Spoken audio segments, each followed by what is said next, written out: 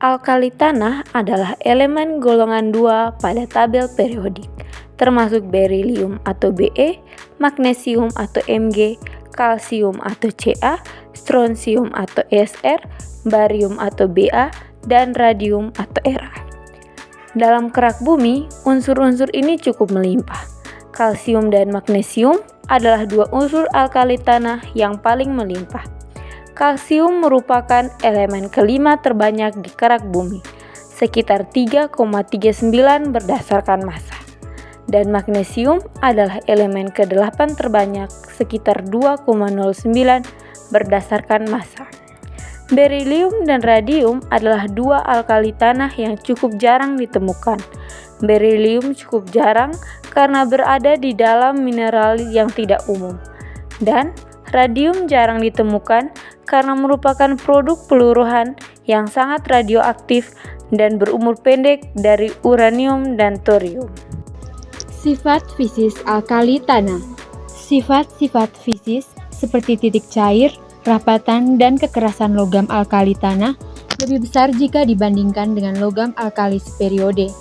Hal ini disebabkan logam alkali tanah mempunyai dua elektron valensi sehingga ikatan logamnya lebih kuat. Elemen-elemen alkali tanah memiliki beberapa sifat kimia yang khas di antaranya. Pertama, mereka semua adalah logam dan biasanya berwarna putih atau perak keabu-abuan. 2. Elemen-elemen ini memiliki dua elektron dalam kulit valensi mereka, yang membuat mereka sangat reaktif. Mereka cenderung melepaskan dua elektron tersebut dalam reaksi kimia untuk mencapai keadaan stabil. 3. Alkali tanah sangat reaktif dan biasanya tidak ditemukan dalam bentuk alamiah. Mereka biasanya ditemukan dalam bentuk senyawa seperti oksida atau gram. 4. Mereka bereaksi dengan air untuk membentuk alkali dan gas hidrogen. Misalnya, reaksi magnesium dengan air, Mg tambah 2H2O sama dengan MgOH2 tambah H2. 5. Mereka juga bereaksi dengan oksigen untuk membentuk oksida seperti 2Mg tambah O2 sama dengan 2MgO. 6. Elemen-elemen ini memiliki titik lelah dan titik didih yang relatif tinggi, tetapi lebih rendah dibandingkan dengan alkali. 7. Alkali tanah juga memiliki kepadatan yang lebih tinggi dibandingkan dengan alkali. Manfaat alkali tanah. Yang pertama, berilium. Berilium digunakan dalam teknologi pesawat dan senjata. Berilium juga digunakan dalam beberapa aplikasi di industri pembangkit listrik, terutama dalam pembuatan beberapa komponen yang memerlukan ketahanan terhadap panas dan lingkungan yang keras. Yang kedua, manfaat magnesium. Magnesium diperlukan untuk kontraksi dan relaksasi otot. Kekurangan magnesium dapat menyebabkan kejang otot. Selain itu, magnesium dapat memiliki efek relaksan pada sistem saraf yang membantu mengurangi tingkat stres dan meningkatkan kualitas tidur. Yang ketiga, kalsium. Kalsium sangat penting bagi kesehatan tulang dan gigi.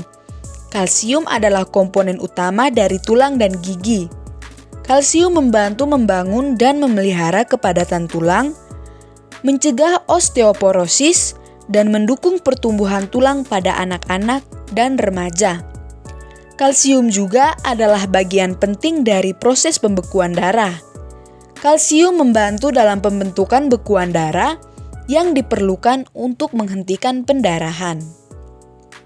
Yang keempat, manfaat strontium. Penggunaannya di bidang kesehatan. Yang pertama, suplemen kesehatan strontium.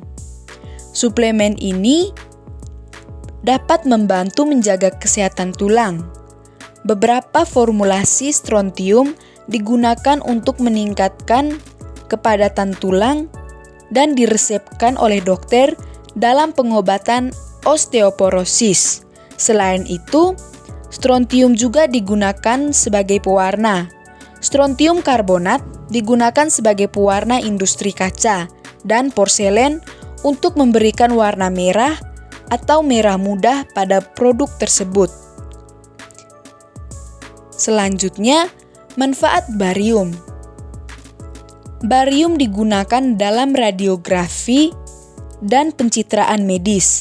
Senyawa barium seperti sulfat barium digunakan dalam pencitraan medis, terutama dalam uji pencitraan saluran pencernaan barium, memberikan kontraks yang baik pada sinar X, dan memungkinkan dokter untuk melihat struktur internal organ seperti lambung dan usus. Barium juga digunakan dalam industri kaca untuk meningkatkan kejernihan dan kekuatan kaca. Selanjutnya, manfaat radium. Yang pertama, terapi radiasi. Pada awal abad ke-20, radium digunakan dalam terapi radiasi untuk mengobati berbagai penyakit termasuk kanker.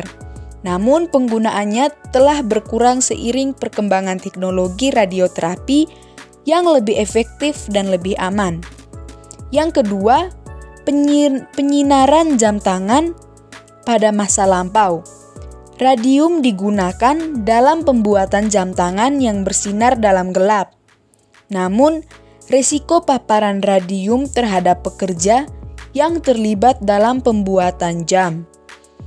Penggunaan radium industri ini ditinggalkan dan digantikan oleh bahan fosfor yang lebih aman.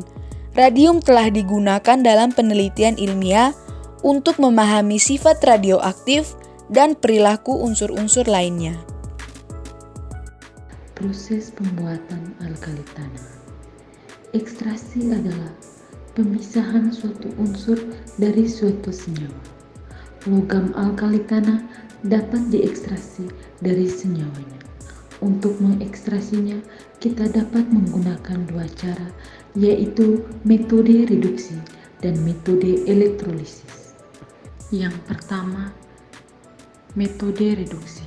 Untuk mendapatkan berilium, bisa didapatkan dengan mereduksi BeF2. Sebelum mendapatkan BeF2, kita harus memanaskan beril dengan Na2SiF6 hingga 700 derajat Celcius karena beril adalah sumber utama berilium.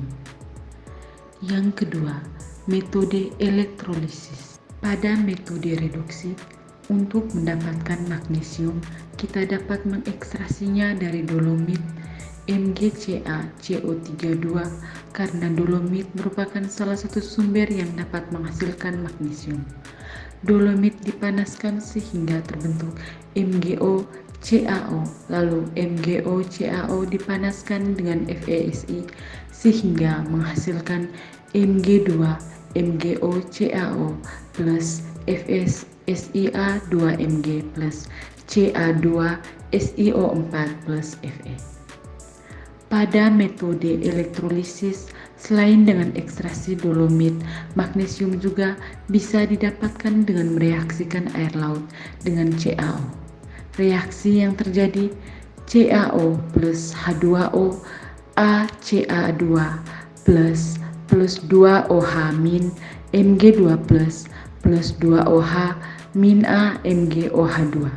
Selanjutnya MgOH2 direaksikan dengan HCl untuk membentuk MgCl, MgOH2 plus 2HClA, MgCl2 plus 2H2. Setelah mendapatkan lelehan MgCl2, kita dapat mengelektrolisisnya untuk mendapatkan magnesium. Berikut ini merupakan gambar unsur golongan 2A atau alkali tanah yang terdiri dari unsur berilium, magnesium, kalsium, strontium, barium, dan radium.